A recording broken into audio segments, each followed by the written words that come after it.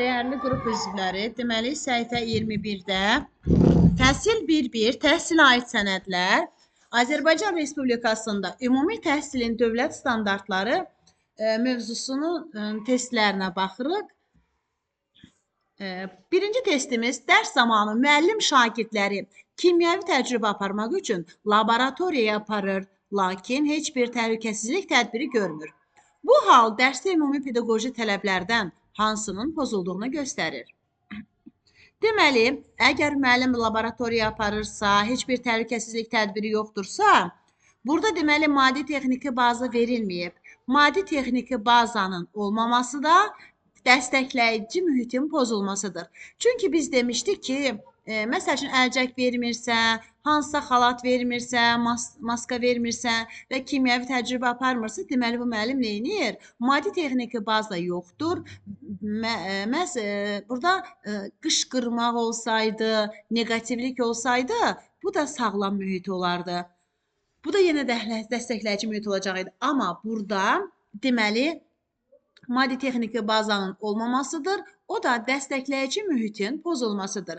Deməli, ona görə də doğru cavabımız D variantıdır burada.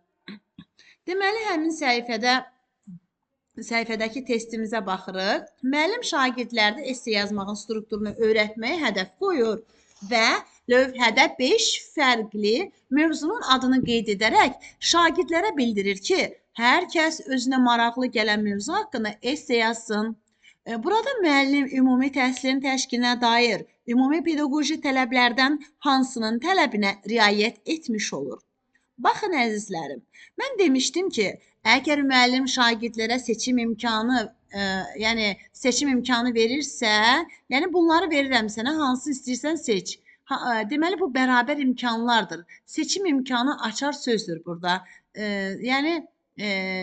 Məsəl üçün, elə bil hər kəs özünə maraqlı gələn mövzu, deməli, baxın, xət çəkə bilərsiniz onun altından. Baxın, seçim imkanı ya da testin yanından karandaşla seçim imkanı yaza bilərsiniz. Çünki seçim imkanı bərabər imkanlardır. Hansı yolla istəyirsən elə, hər kəs özünə maraqlı gələni seçsin. Deməli, bu bərabər imkanlar olacaq. Yəni, bütün şagirdlər üçün şərait yaradılır.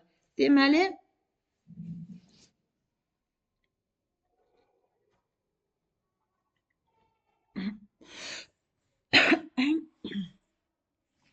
Deməli, 8-ci testimizə baxaq. Deyir ki, müəllim şagirdlərin qrup işi zamanı effektiv çalışmaları üçün xüsusi meyarları olan rubrik hazırlayır. Bu cür rubrik hazırlamaqla müəllim təhsil alanlarda hansı səriştələrin formalaşmasını hədəfləyir? Deməli, əzizlərim, əgər qrup işindən söhbət gedirsə, mütləq burada əməkdaşlıq var, bir-birindən paylaşmaq var. Ona görə də elə doğru cavabımız bəli, əməkdaşlıq olacaq. Çünki qrup işindən söhbət gedir burada. Digər testimizə baxaq. Deməli, burada biz baxacağıq yenə 12-ci testimizə. 12-ci testimizdə deyir, direktor məktəb həyatına mane olmamaları üçün valideynlərin məktəbə giriş-çıxışını qadağan edir. Onların təkliflərini qəbul etmir, məktəbin gələcək fəaliyyət istiqamətlərinin müəyyənləşməsində valideynlərin iştirakını təmin etmir. Burada ümumi təhsilin təşkilinə dair ümumi pedaqoji tələblərdən hansı pozulmuşdur? Əlbəttə ki, valideynlərin məktəbə qoymursa, gəlib dinləməyin, qulaq asmayın. Bu da məktəb-valideyn əlaqəsinin tənzimlənməsidir. Ümumiyyətlə, biz demişdik ki, pedaqoji tələblərdən biri də məktəb-valideyn münasibətlərinin tənzimlənməsidir. Ona görə də doğru cavabımız A olacaq burada. Doğru cavabımız burada A olur. İndi başqa bir testə baxaq, hansından baxaq. Buradan indi biz baxaq 14-cü testimizə. Deyir ki, müəllim qrup işindən əvvəl şagirdlərə sizcə zooparkda hansı davranış qaydalarına əməl etmək lazımdır sualını verir. Qruplar müzakirə edərək uyğun davranış qaydalarını tərtib edirlər və hər bir davranış qaydasına uyğun işarələr düşünüb çəkinirlər. Bu fəaliyyət şagirdlərdə hansı səriştələrin formalaşmasına və pedaqoji prosesin tələblərindən hansının reallaşmasına xidmət edir. Deməli, burada yazıb ki, bax sizcə zooparkda hansı davranış qaydalarına əməl etmək lazımdır? Burada zoopark olmaz da tutaq ki, müəllim deyir ki, uşaqlar sizcə muzeyə gedəndə muzeydə necə davranmaq lazımdır? Ay uşaqlar, sizcə yarışa gedəndə tutaq ki, bu məktəblə başqa məktəb yarışır. Baxın, yarışa gedənə necə davranmalısınız? Deməli, bu o deməkdir ki, əzizlərim, əgər bir insan tək özü üçün olsaydı, onun şəxsi məsuliyyəti olardı. Amma əgər bu harasa gedirsə, deməli, o sosiallaşacaq, sosiallaşır. Məsələn, biz parkda niyə qışqıra-qışqıra gəzə bilmirik? Evimizdə amma bir də görsən ki, nəyəsə görə qışqırırıq. Amma parkda niyə etmirik? Çünki sosial cəmiyyəti düşünürük. Fikirləşirik ki, həm öz məsuliyyətimiz var, həm də sosial məsuliyyət var. Kiməsə mane ola bilərik. Və yaxud da məsələn bəzən də gedirik bir toya. Niyə toyda fikirləşmirik ki, elə bu mahnı qutaracaq, onu oynayacağam, o biri qutaracaq, bunu oynayacağam. Hamını fikirləşirik, düzdürmü? Məsələn, bu sual belə də ola bilərdi ki, toya getsəniz, orada necə davranarsınız? Deməli, burada insanın bir şəxsi məsuliyyəti var, bir də sosial məsuliyyəti var. Harasa getsən necə davranarsan? Bax, bunu fikirləşin. Deməli, ona görə də həm də burada şagird yönümlülük olacaq. Çünki şagirdin istedad və qabiliyyətini müəllim üzə çıxarmaq istəyir. Deməli, elə bu səhifədə indi biz 18-ci testimizə baxaq. Burada Eyler-Venn diaqramı var. Bura baxırıq. 23-cü səhifədə. Deyir ki, Eyler-Venn diaqramına əsasən sual işarəsinin yerinə nə yazılmalıdır? Eyler-Venn diaqramı biz üsullar keçəndə keçəcəyik. Deməli, hər diaqramda ayrıca yazılır. Baxın, kəsişmə nöqtəsində də ümumi olanlar yazılır. Deməli, yazıb bir tərəfdə təhsil alanlarda formalaşdırılan səriştələr, bir tərəfdə yazılıb ki, ümumi pedaqoji tələblər. Deməli, səriştə yadınızdadır da, o gün izah edənə dedim ki, var təfəkkür səriştəsi, fəaliyyət səriştəsi, bir də var dəyər səriştəsi. Yəni, təfəkkür səriştəsinin altında məntiqi düşünmə, tənqidi düşünmə, yaradıcı düşünmə, qərar qəbul etmə, problem həll etmə, bunlar təfəkkürlə bağlıdır.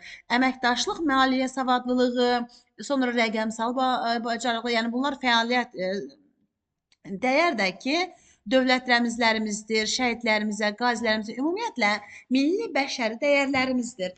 Burada bir tərəfdə səriştədir, bir tərəfdə pedaqoji tələbdir. İndi gəlin baxaq, uyğunlaşdıraq, görək hansı hara uyğun gəlir. Deməli, burada yazır ki, A-da yazır ki, inkişaf yönümlülük. İnkişaf yönümlülük səriştədə var idi mi? Xeyr. Biz səriştədə inkişaf yönümlülük deyə bir şey adı çəkmədik. Amma pedaqoji tələblərdə inkişaf yönümlülük var, formativ qiymətləndirmənin düzgün aparılması, şagird fəaliyyətinin izlənilməsi. Deməli, biz inkişaf yönümlülüyü götürə bilmərik. Yəni, biz onu səriştəyə götürə bilmərik. O pedaqoji tələbdir, bəli. Deməli, baxaq da B-də şagird yönümlülük. Şagird yönümlülük səriştədə var idi mi? Xeyr, səriştədə şagird yönümlülük yox idi. Deməli, o da pedaqoji tələblərdədir. Deməli, AB getdi 2-yə. Beləcə uyğunlaşdırırıq. Gəldik C, maliyyə savadlılığı. Bəli, maliyyə savadlılığı səriştədə var idi. Fəaliyyət səriştəsində. Sonra yazıb mədəni müxtəlifliyə hörmət. Bəli, hər kəsə biz qərəzsiz yanaşmalıyıq. Bu var səriştələrdə.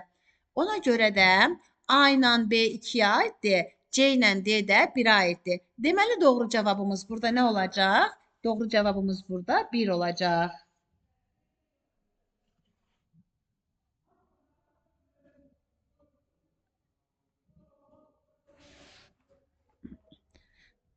Digər testimizə baxaq. Deməli, burada biz 24-cü testə baxaq. Baxın, 1-24-ü izah edəcəm burada. Qalanını özünüz işləyərsiniz. Deməli, 24 dənə test işləyəcəksiniz. Deməli, 24-də deyir ki, şagird summativ qiymətləndirmədən istədiyi nəticəni toplamır. summativ qiymətləndirmədən istədiyi nəticəni toplamır və məyus olur. Bunu hiss edən müəllim şagirdin müsbət tərəflərini vurğulayır, zəif tərəflərini aradan qaldırmaq üçün istiqamət verir. Baxın, müsbəti deyib, zəifi də aradan qaldırmaq nədir? Əlbəttə ki, stimuldur. Niyə görə? Çünki bu deməkdir ki, şagirdə konkret yol göstərir. Yəni, səhvini deyir, düzünü deyir, səhvi düzə çevirməyin yollarını deyir, konkret yol göstərir.